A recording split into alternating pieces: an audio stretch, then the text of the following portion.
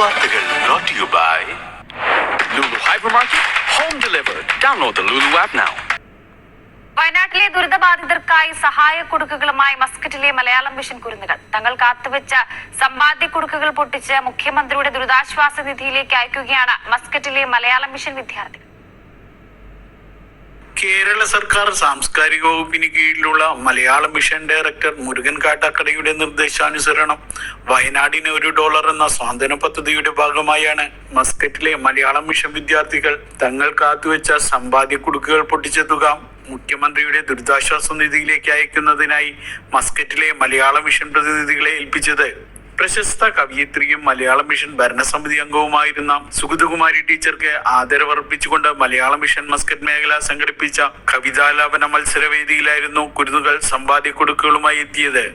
Malayalam mission വയനാടിന് $1 എന്ന ഒരു വലിയൊരു ബൃഹത്തായ സന്ദേശം ഉയർത്തിക്കൊണ്ട് ശ്രീ മുരുകൻ കാട്ടാക്കടയുടെ അഭ്യർത്ഥന ഞങ്ങൾ കുട്ടികളിലേക്ക് അറിയിച്ച ഉടനെ തന്നെ ഞങ്ങളെ അത്ഭുതപ്പെടുത്തിക്കൊണ്ടുള്ള ഒരു വലിയ പിന്തുണയും ഒരു സഹകരണവുമാണ് കുട്ടികളുടെ ഭാഗത്തു നിന്ന് ഉണ്ടായിട്ടുള്ളത്.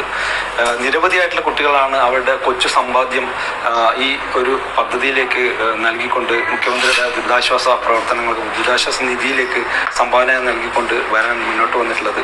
ഈ കുട്ടികളെല്ലാം മലയാളം മിഷൻ മസ്കറ്റ് മേഖലാ കമ്മിറ്റിക്ക് വേണ്ടിയും മലയാളം മിഷൻ ഒമാൻ ചാപ്റ്ററിന് വേണ്ടിയും ഹാർദവമായി അഭിവാദ്യം ചെയ്യുകയാണ്, സ്നേഹത്തോടെ അഭിവാദ്യം ചെയ്യുകയാണ്.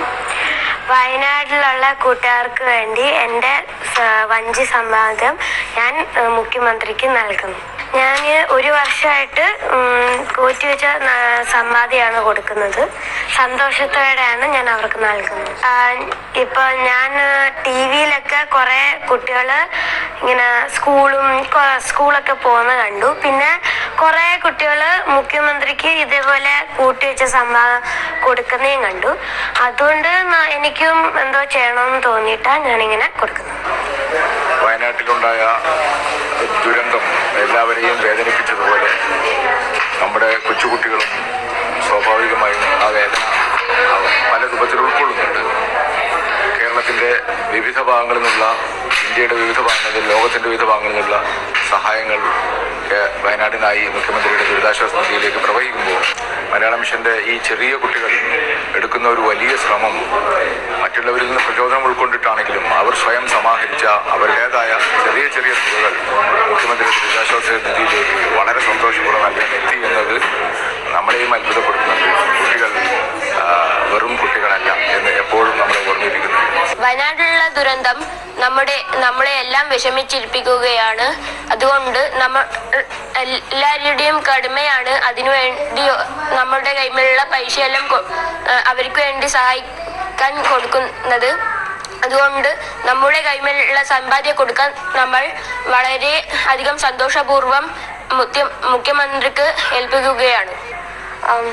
വയനാട്ടിലെ ദുരന്തം കാരണം അവിടെ എല്ലാം നഷ്ടപ്പെട്ട കുട്ടികൾക്ക് നമ്മുടെ വക സമ്പാദ്യം കൊടുക്കുന്നതിന് വേണ്ടിയാണ് ഞാനിപ്പോൾ ഇവിടെ ഉള്ളത്.